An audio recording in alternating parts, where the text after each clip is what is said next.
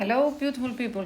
We are here again, continuing our talk about spiritual awakening and self-work. And in today's video, I want to talk to you about inner peace.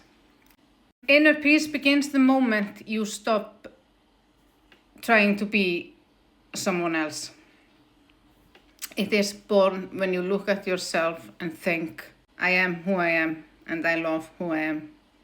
Not to try to fix you, but to understand.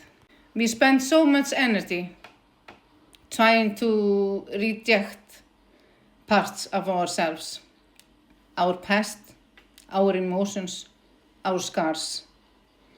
But healing starts when you say, I see it all, I choose to love myself anyway. Acceptance isn't giving up, it's choosing wholeness over shame.